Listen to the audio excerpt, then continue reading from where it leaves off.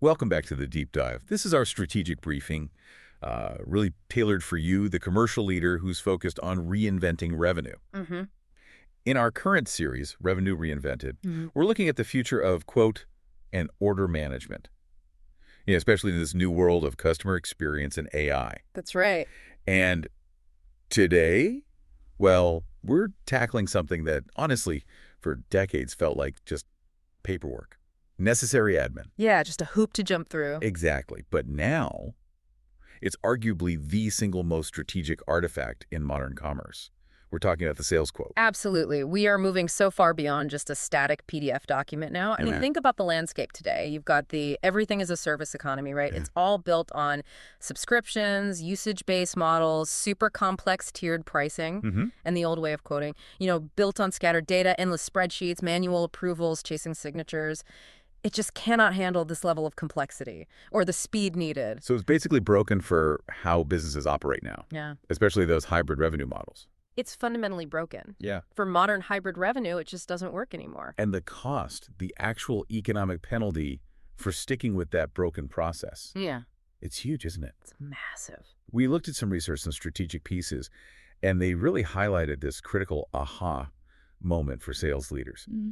It's the sheer administrative burden. Mm-hmm. All those tasks, like configuring complex products correctly, checking prices across different systems, chasing down signatures, that stuff can eat up to, wait for it, 72% of a sales professional's time. 72%. Staggering. I mean, just think about that. Yeah. 72%. That's time literally stolen from high-value customer conversations, from strategic selling. From actually selling. Right. And worse, it leads to, well, massive preventable revenue leakage. Errors creep in, deals get delayed. It effectively turns the whole, quote, process into this clerical administrative roadblock, just slows everything down. But the modern forward-looking company, they need to define the quote differently. Not as some final document, but as like a central hub, a nexus point for the entire revenue engine. Okay, so a nexus point. What does that mean in practice? What does the future-ready, quote, need to do? Well, it has to satisfy 3 critical organizational imperatives simultaneously. And if it fails on even one of these, the whole strategy kind of falls apart. Okay, 3 non-negotiables. What are they? Okay, first, it absolutely must build trust. Christ, how? Through radical simplicity and absolute transparency. The customer needs to know exactly what they're buying and exactly how they'll be billed if that quote is confusing. They walk away confused, trust damaged instantly. Instantly, gone. Second, it has to capture data. It needs to transform from just being an output, a document, into a living artifact, something that provides granular, real-time input for predictive revenue intelligence. A living artifact. I like that. Okay, and the third? And third, it must execute strategy instantly, flawlessly. It has to apply the correct product bundles, the right pricing rules, all those internal compliance guardrails that, leadership spent time defining. Yeah. It has to happen right there in the quote. That idea of delay damaging trust, it really hits home, doesn't it? Especially now in this age of digital experience. Oh, absolutely. When a quote takes days, literal days, to turn around, the customer isn't thinking, oh, their back-end system must be complex. No, they're thinking the organization is complex. The organization is slow. They blame the organization itself. Exactly. Look, we live in the era of the Amazon and Uber effect. Customers expect things to be seamless, instant, basically. Like, buy, done. Right. So when a, quote, turnaround time, the QTT, is slow, that delay, it's perceived as internal friction, organizational friction. It signals bureaucracy disorganization. It just fundamentally undermines confidence. And the research backs this up. Slow QTTs mean lost deals. Oh, the research is crystal clear. Slow QTTs absolutely slash win rates, and they drive customer churn. You might have the best service in the world, but if you can't quote it quickly and clearly, you're damaging the relationship before it even starts. So this isn't just about tweaking a process. We need systemic transformation, not just cosmetic changes. Couldn't agree more. It's systemic. Okay, let's unpack this then. Our deep dive today, it's going to focus on the 3 pillars you need for this transformation: speed, simplicity, and predictive insight. The foundations. Exactly. Let's start with the need for speed. Velocity. Right, pillar 1, speed. When we talk about quote to cash or Q2C velocity, We're fighting against history here, aren't we? They really are. Sales leaders have always felt that pinch, that trade-off. I can get it out fast, but I might make mistakes. Maybe the deal isn't compliant Or or... I can make sure it's perfect, double check everything, but I'll be slow. I'll miss the window. Exactly, that trade-off. So the mandate now for the modern revenue engine is to completely decouple accuracy from speed, to just eliminate that choice. That decoupling, it's not optional, and it absolutely requires a robust technological foundation. And that foundation, look, it's non-negotiable. You need configure, price, quote, CPQ. CPQ. And for any commercial leaders listening who might still see CPQ as just, another piece of sales software, I really want to stress this. It's not just another piece. It's the core infrastructure. It enables everything else. It enables velocity with accuracy across the entire product-to-cash journey. Without it, trying to scale hybrid models, consumption-based revenue, honestly, it's mathematically impossible at scale. Okay, so let's get specific then. You mentioned that staggering 72% admin burden earlier. What are the main time drains, the bottlenecks that CPQ directly attacks to free up that sales rep time? Right. There are three main bottlenecks CPQ essentially dissolves: complexity management, pricing calculation, and documentation. Okay. So first, it handles complex product configuration. Think about bundles, technical dependencies, compatibility rules. CPQ enforces that logic instantly. Logic that might take a person hours, maybe even days, to manually figure out and verify. So no more quoting stuff that can't actually be built or delivered. Exactly. Error prevention at the source. Second, it tackles intricate pricing calculations, automatically factoring in all those tiered discounts, custom pricing for specific regions, renewal schedules, different currencies, all happening in real time. No more spreadsheets and calculators. And third, it automates professional document generation, quickly producing branded, legally sound proposals.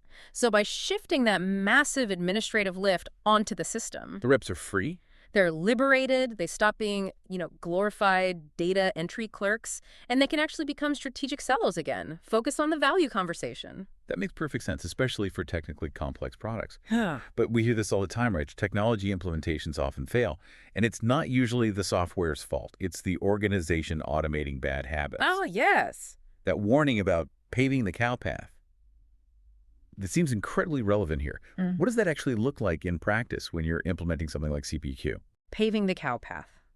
It's a critical mistake, often fatal to the project's goals. It means you're just digitizing your old, inefficient, often broken workflows. Can you give an example? Sure. Imagine a legacy process where, a sales rep knows for any non-standard deal, I have to manually email finance, then wait, then email legal, wait again, then email product management, wait some more. 3 sequential bottlenecks. Like, slows everything down. If you bring in CPQ and just replicate those 3 sequential steps digitally, maybe an electronic form goes to finance, then legal, then product, you haven't actually improved the process. You've just made the old, slow process run on newer tech. Exactly. You've maybe made a terrible, slow manual process run slightly faster, but you've preserved all the old limitations. You've basically cemented the friction points instead of designing them out. So the real mandate is redesign the process first, strategically, before you even think about flipping the technology switch. Absolutely, 100%. Success demands that you first map out the desired future state. Define what that seamless end-to-end sales journey should look like for the customer and for your internal teams. Eliminate the bottlenecks deliberately. Proactively eliminate manual bottlenecks, sequential handoffs, all of it. And look, this isn't just a tech decision or even just a sales decision. We see this consistently. This level of change needs visible CEO sponsorship. Leadership has to enforce it. Why? Because people resist change. Organizational inertia, the comfort zone of this is how we've always done it, even if it is manual and inefficient, that's a far greater risk than any technical glitch during a CPQ rollout. Leadership has to mandate conformance to the new, better process. Okay, so assuming we've mapped that target process, now we need to embed specific CPQ capabilities to actually drive that internal speed, eliminate the friction. Let's talk about guided selling. How does that go beyond just preventing basic errors? Guided selling is where the intelligence really starts to kick in. It's about integrating analytics and increasingly, machine learning right into the configuration interface itself. So it's not just stopping bad choices. No, it's much more proactive.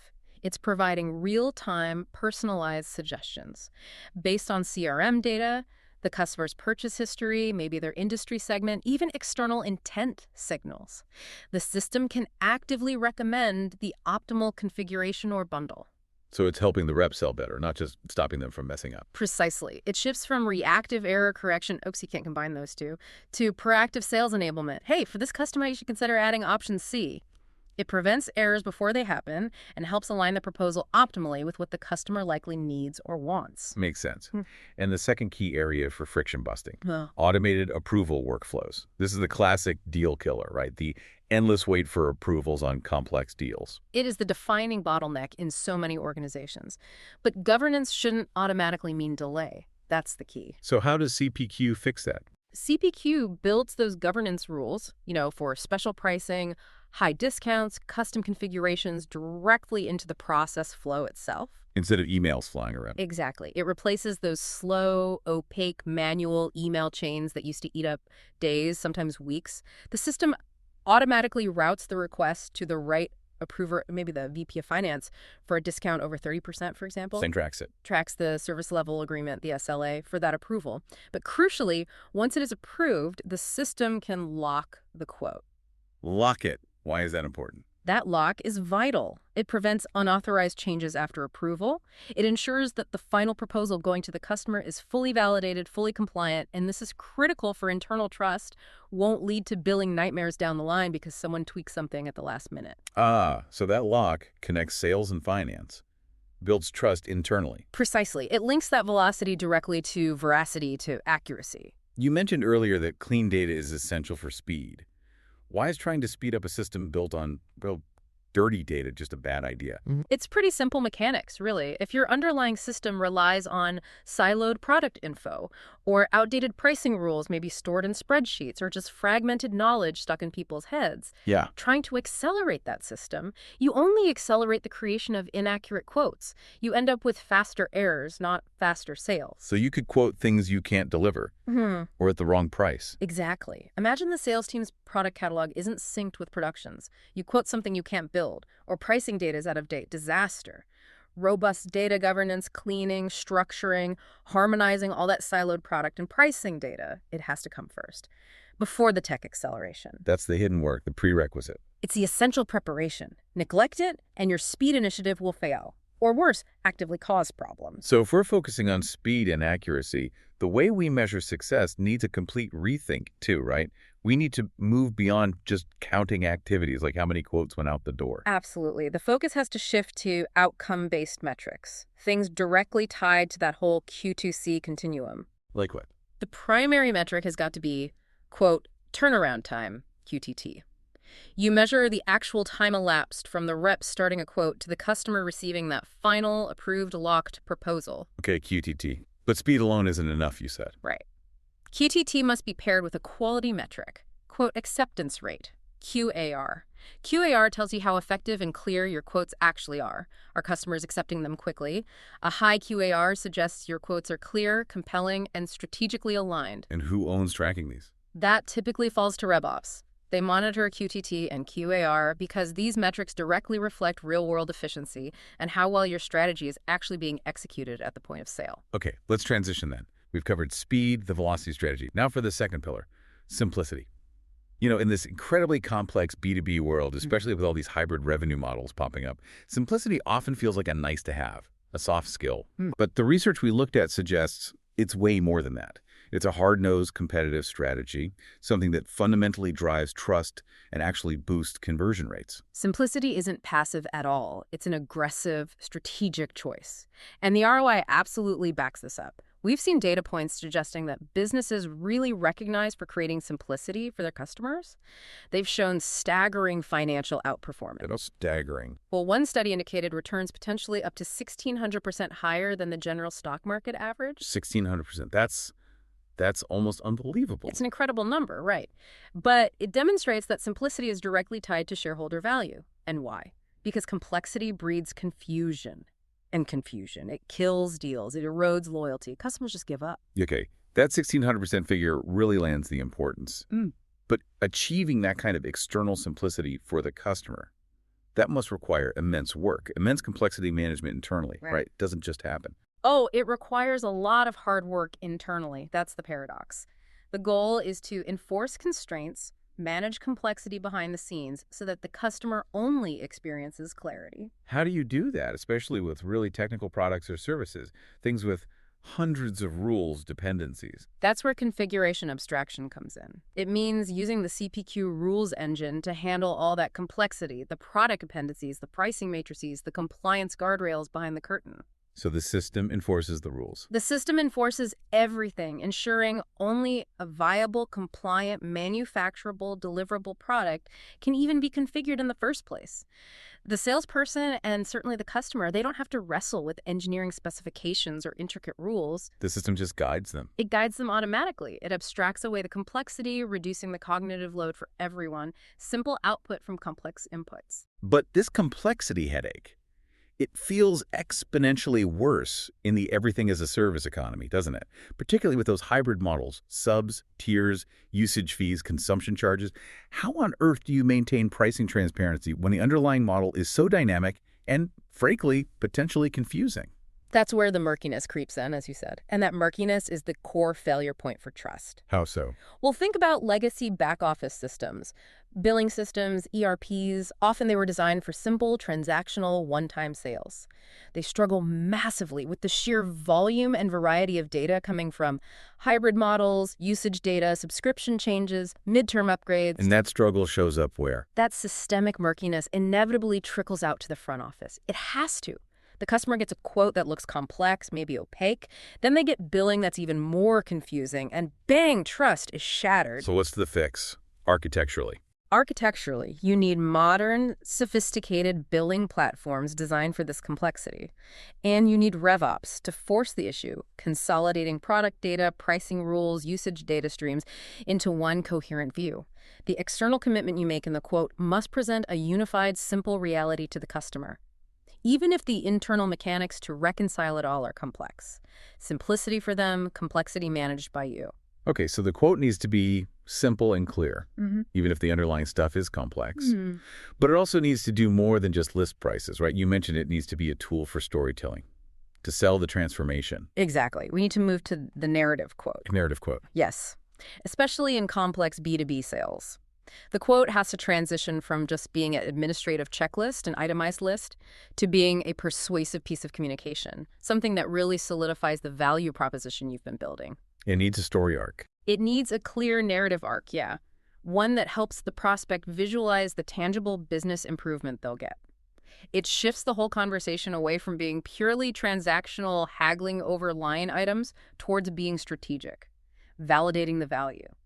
So if we were thinking about designing a proposal, a quote, using that narrative framework, what are the key components? What makes a persuasive story in a quote? The research points towards a structure with roughly 4 key elements. First, you frame the challenge and struggle. The customer's pain point. Exactly. Clearly define the specific pain they face trying to solve this problem themselves. Establish empathy, set the context, make it about them. Second, you present the solution and transformation. Show clearly how your product, your service directly addresses that pain point. What does the after picture look like? Okay, challenge, solution, what's third? Third, you absolutely have to reinforce that with showcasing measurable results. This is crucial. Use previous customer case studies as the protagonist. Build that instant credibility. Real numbers. Yeah. Real quotes. You need those impressive, verified numbers. Authentic quotes from happy clients. Proof points that justify the investment you're asking them to make. It backs up the pricing tiers you're proposing. Which leads us straight to quantifying the value for this specific customer. You're saying the quote itself needs to contain its own justification. Move beyond price negotiation to value validation. That's the strategic imperative. For you as a commercial leader, you have to push for this. Embed a quantified ROI model right there in the proposal, specific to that customer using data they provided during discovery. So tailor-made RI. Tailor-made. Detail the potential added revenue streams they could see, market share gains, or maybe more tangibly, the specific operational costs that will be reduced or eliminated by using your solution. And frame it simply. Frame the payback in really clear, accessible terms. Things like, look, based on your data, this investment pays for itself in just 4 months. Or you can expect to save around 27% on operational overhead in the first year alone. Make it undeniable. And this ROI model, it's not just a closing tool, is it? It sounds like it's actually a strategic qualification tool much earlier in the sales process. It absolutely serves as an immediate litmus test. Think about it. If a prospect is hesitant or outright unwilling to share the internal data you need to build that specific ROI model. Red flag. Big red flag. Or if you build the model and the resulting ROI calculation shows only a weak return for them, they're probably a low-fit opportunity, maybe high drain later on. So the process itself filters. The process of building the ROI model forces transparency on both sides. It helps your sales leaders filter out those low-fit prospects early, protect your valuable sales resources, your implementation teams, focus them on the high-probability, high-value deals. Makes sense. Okay, so to make sure the whole organization is aligned on this strategic, value-driven, simple approach, Yeah. we probably need some kind of final internal check, a checklist before the quote goes out. Yes, you need to institutionalize it. Commercial leaders should establish a set of strategic guardrails, a clarity checklist, if you will, to vet every single quote against the core objectives. What kind of questions should be on that checklist? Key questions like, is the core customer problem defined clearly, ideally as a single testable statement? Does the proposal explicitly name the non-customer? The non-customer. What's that? Defining who you won't pursue. Which market segments, which types of opportunities are strategically off limits? This protects focus and resources. Is the pricing clearly tied to value consumption or specific delivery milestones? And maybe the most critical one. Go on. Has this configuration, these terms, been cross-functionally validated? By legal, by risk, by finance, before it goes out the door? Embedding that compliance check ensures quality at the source, prevents downstream friction and delays. All right, this brings us to the third pillar, and maybe the most exciting one, predictive insight. Moving the quote from being just a static output, something retrospective, to being a dynamic, real-time predictive model. This is where the potential gets really high. Yeah, this is where AI starts to move beyond just optimizing things, actually fundamentally driving revenue strategy. Yeah. Let's maybe start by walking through the, quote, maturity model. Yeah. How does this journey towards intelligence typically unfold? Okay, the maturity model really helps visualize that shift. From relying on historical data to actually gaining future foresight. It starts, as we've discussed, at level 1.0, clerical manual. The old way. The old way. Subjective pricing, data scattered everywhere, reps' heads, spreadsheets, high friction, lots of errors. Then organizations move to level 2.0, operational aggregated. What defines 2.0? This is where you see foundational CPQ and CRM systems adopted, processes get standardized, and you start using descriptive analytics. You can actually report on what happened last quarter, which deals closed, which didn't. Okay, so 2.0 is better, it's organized, but it's still looking in the rearview mirror, right? We're reporting on the past. Exactly. It's still retrospective. The real strategic leap, the breakthrough, happens when you get to 3.0. Level 3.0, predictive expansion. This is the truly strategic phase. This is where you embed AI and machine learning capabilities directly into the quoting process. So moving beyond just reporting. Moving way beyond reporting towards actively supporting future decisions. You have algorithms analyzing vast amounts of historical, quote, data, what worked, what didn't, under which conditions. They start spotting conversion patterns. And what does that enable? It enables things like real-time optimal pricing suggestions, cross-sell or upsell recommendations tailored to that specific deal context. Predictive lead scoring becomes much more accurate. The system is actively advising the sales rep on the best path forward right in the moment. Okay, advising the rep, that's 3.0. Yeah. And the ultimate goal then is level 4.0, transformational leading. What does that look like? Yes, 4.0 is the aspirational state. This is where the quote becomes truly autonomous. Context-aware, strategy-driven. It's that living artifact we talked about. What defines it? It's defined by things like continuous feedback loops, where outcomes feed back into the models instantly. It relies on agentic AI, which we'll get into, and potentially multi-agent systems working together. It's about engineering a truly scalable, intelligent, autonomous revenue engine. Okay, autonomous is the key word there. But even to get to the predictive stage, level 3.0, the smarter quote, needs more data, right? Yeah. It needs signals beyond just the basic company size or industry. Yeah. We need behavioral data, intent data. Absolutely critical. The system needs to look at real-time granular signals. Things like, how long did the customer actually spend looking at the proposal document online? Which sections did they click on or dwell on? What was their website activity right after they received the quote? So tracking engagement. Tracking engagement, yeah. And other intent signals you might capture across your platforms. AI then analyzes the correlation between these subtle behaviors and historical conversion rates To do what? to assign a predictive lead score to that specific opportunity. And this score isn't static, it's live, constantly updating based on new signals. And how does that live score actually translate into action? How does the system use it? Well, the system can then dynamically adjust the recommended sales approach. For instance, if an opportunity has a really high predictive score showing strong engagement, good fit, the system might suggest a slightly higher starting price point or push a premium configuration. It's confident the intent data justifies potentially expanding the margin. And conversely, for a lower score. Conversely, for a lead scoring lower, maybe showing less engagement, the system might suggest offering an optimal introductory discount or recommend a simpler, lower complexity configuration to just minimize the barrier to entry and get the conversation started. That sounds powerful, but also complex to manage. It is, and this sophistication comes with a very heavy governance requirement. It's crucial. These predictive models, they are absolutely not set it and forget it. Because markets change. Competitors act, new products launch, customer behavior evolves. These models need continuous governance, continuous retraining, often quarterly at least. They have to adapt. If your model is running on outdated patterns from 6 months ago, it's going to lead to suboptimal, potentially very costly pricing errors or missed opportunities. So governance is key to trust the predictions. Absolutely. Which leads us nicely into that really disruptive development you mentioned.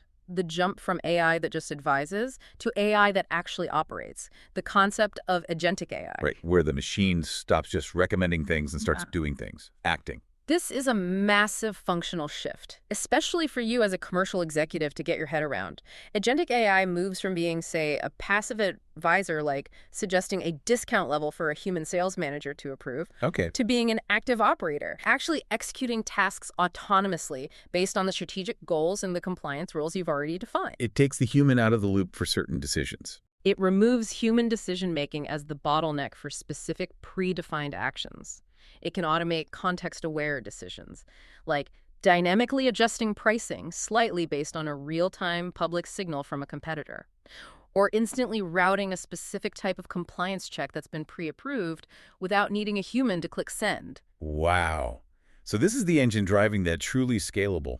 What did you call it? The autonomous revenue engine. This shift is what enables genuine scalability. Okay, but hang on. Doesn't that raise huge questions around control? I mean, if the AI is actively adjusting pricing on its own, what stops it from just giving everything away? How do you protect margins? Or worse, ensure compliance? That is the million-dollar question. And it's exactly the question commercial leaders must be asking. How do we build in ethical guardrails, financial guardrails, into an autonomous system? So what's the answer? How do you maintain control? The security lies in the robust process conformance and governance structures we talked about earlier. The agentic AI doesn't operate in a Wild West scenario. It operates strictly within the parameters defined by that, quote, excellence council, using the clean, governed data maintained by RevOps. So you program the rules. You program hard constraints into the system, things like never automatically approve a discount below X margin, or if the proposed payment terms deviate beyond Y standard parameters, always route immediately to a human legal approver. Governance shifts from policing outcomes after the fact to meticulously defining the code, the rules, the parameters that guide the autonomous actions before they happen. Okay, that makes more sense. Define the sandbox it plays in very carefully. Precisely. Now let's take this even further. Consider the most complex scenarios. Big global B2B deals. You've got complex product configuration rules, different legal constraints in multiple countries, maybe fluctuating commodity prices affecting your costs.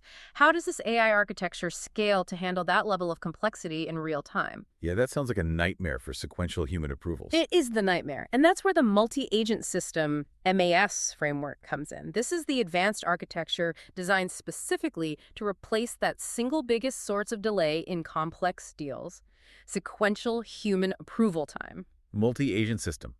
So multiple AIs working together. Exactly. MAS orchestrates multiple specialized AI agents.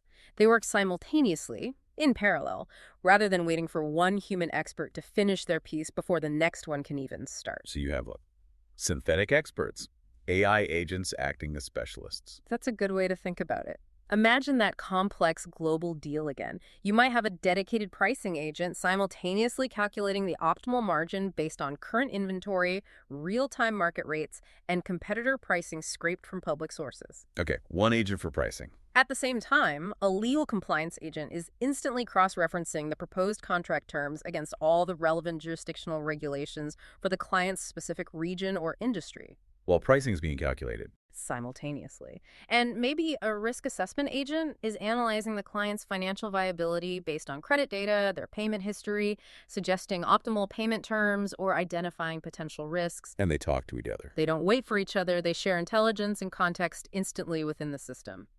The MAS effectively internalizes the specialized expertise of your finance teams, your legal teams, your risk teams into autonomous software components. Wow.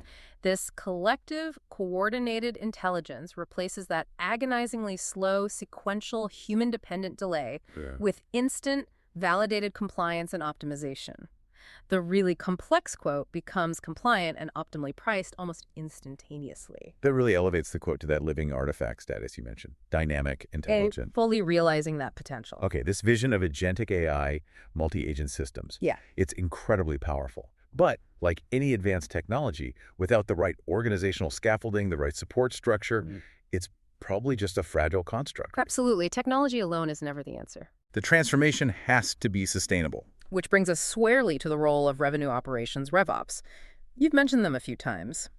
They seem essential here, the steward of this whole Q2C velocity and intelligence initiative. They are the essential steward because the root cause of so much failure, as we've touched on, is fragmented data and siloed processes. Right. Marketing has their view, sales has theirs, finance has another. Exactly. Marketing uses one set of metrics for lead scoring, maybe. Finance uses a completely different definition for what counts as recognized revenue. This siloed data directly contributes to inaccurate quoting, but maybe even more damaging, it erodes internal confidence. If sales doesn't trust finance's numbers, or vice versa, the whole system breaks down. So RevOps is the glue. RevOps is the structural solution. It's designed specifically to optimize the entire customer lifecycle by aligning the systems, the data, and the processes across all the customer-facing teams. Sales, marketing, customer success, sometimes finance too. Forcing that single source of truth, that 360-degree view. Forcing is a strong word, but yes, enabling and enforcing that unified 360-degree view of the customer across the whole organization. How does that help the quote specifically? Well, RevOps ensures consistency. It makes sure, for example, that when a customer calls your support or success team 2 months after they sign the deal, that team can instantly pull up the actual quote, that living artifact, and see the exact configurations, the exact terms that were agreed upon. No more he said, she said. Exactly. It eliminates discrepancies, confusion. RevOps makes sure that internal fragmentation, which might just look like a simple systems mismatch to IT, doesn't end up damaging the external customer relationship or undermining the accuracy and trustworthiness of the quote itself. Okay, so RevOps aligns the core commercial teams. But the quote, as you said, it's a legally binding financial promise. It's arguably the most consequential document a salesperson generates. So that shared accountability must go beyond just sales and marketing, right? How do non-sales functions, like legal and compliance, fit into this modern CPQ world? Their integration has to be structural. And it needs to shift from being reactive, just signing off at the end, to being proactive, part of the design. What do you mean by part of the design? Legal and compliance professionals need to be embedded in the design phase of the CPQ rules and workflows, not just acting as the final gatekeepers, the sequential approvers at the very end of the line. So they help build the guardrails up front. Precisely. When legal and compliance help define the constraints, the standard contract clauses, the jurisdictional rules that the CPQ system will automatically enforce, it ensures much greater readiness for regulatory scrutiny down the road. And critically, it removes so much of the friction and delay inherent in those late-stage reviews where legal sees something for the first time and hits the brakes. And the CPQ system becomes the place where this happens. The CPQ system serves as the common platform, the single environment where these stakeholders, legal, finance, product, sales, can collaboratively review, edit, maybe approve standardized terms before they're ever even presented to a customer. It helps break down those organizational silos that caused all the friction in the first place. Makes sense. Now, to maintain this alignment, this consistency, especially as markets shift products evolve, Mm-hmm. you probably need a formal governance structure overseeing the whole, quote, process itself. You absolutely do. That's the necessity of creating a, quote, excellence council. A, quote, excellence council. Yes, this needs to be a formalized, cross-functional council, ideally with executive sponsorship, maybe from the CRO, maybe the CFO, someone with clout, its primary job. Drive ongoing alignment on pricing strategy, on configuration rules, on data standardization. So it keeps the engine tuned? It ensures that operational excellence isn't just a one-time project you did during the CPQ implementation. It makes it a continuous habit, an ongoing discipline. It acts as the ultimate steward, the guardian of the revenue engine's core quoting process. What's its most vital function, do you think? Especially in this age of increasing automation and AI, where maybe you worry about people finding workarounds or reverting to old habits. Its most vital function in that context is process conformance, ensuring people are actually using the system as designed. How do they monitor that? The council needs to use tools, things like process mining software, to monitor not just if a quote was generated, but how the process was actually executed compared to the standardized target process they defined. Looking for deviations. Actively investigate in noncompliance. Looking for unauthorized manual overrides reps might be trying. Discount violations slipping through. Reps creating configurations outside the approved guided selling paths. This oversight ensures that the huge investment you made in the technology actually yields genuine transformation, rather than just becoming a faster way for people to, well, break the rules. Right, technology doesn't fix culture by itself.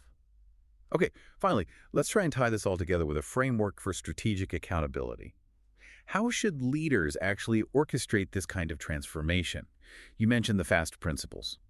Yes, FAST provides a really clear, simple framework for leadership accountability throughout this kind of change.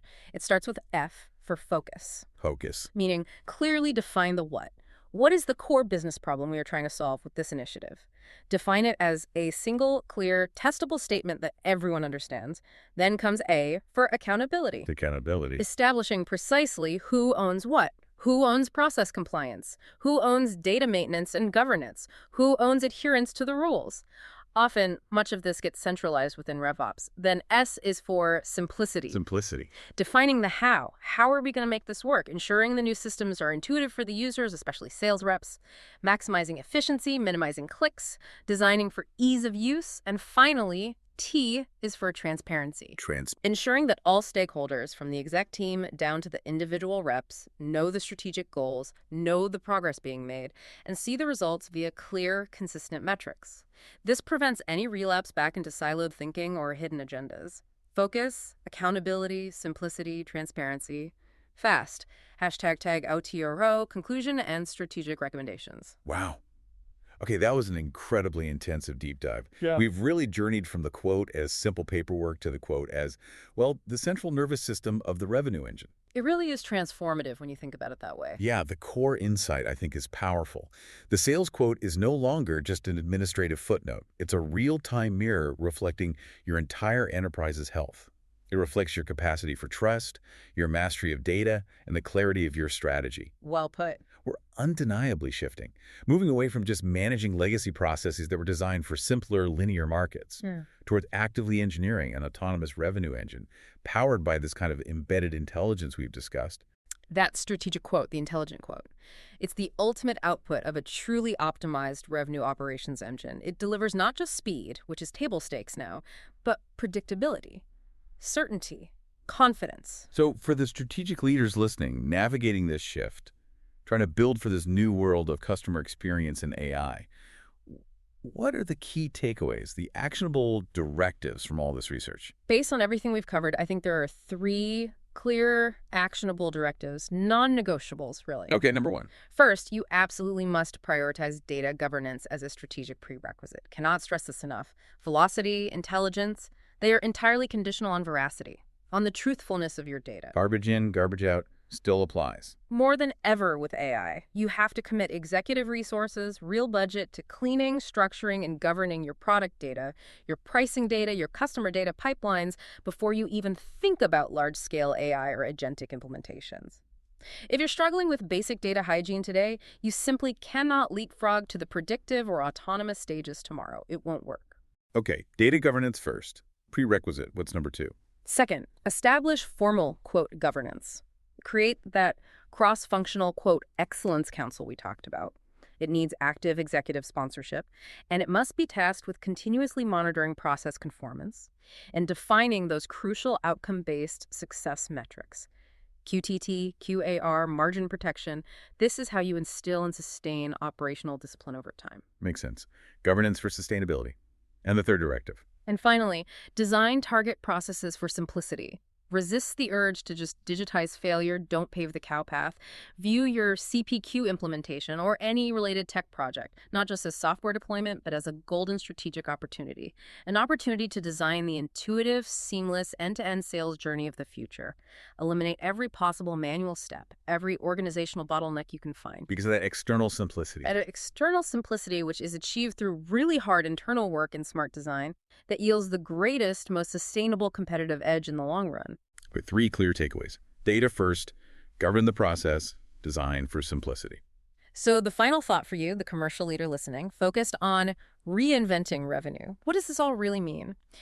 If we accept the premise that things like multi-agent systems can genuinely internalize the deep expertise of your finance teams, your legal departments, your risk analysts, embedding it into autonomous software. Right. Replacing days or weeks of that sequential human approval lag with instant, coordinated, intelligent validation. If that bottleneck can be removed, what is the next human-dependent bottleneck you need to identify and remove from your revenue engine to achieve true, scalable competitive advantage? Where is the next friction point hiding? A provocative thought indeed. Where's that next bottleneck? Definitely food for thought as you strategize your own moves towards a more autonomous revenue future. We really appreciate you joining us for this deep dive into the evolution of the quote. It's been fascinating. Yeah. Until next time on The Deep Dive.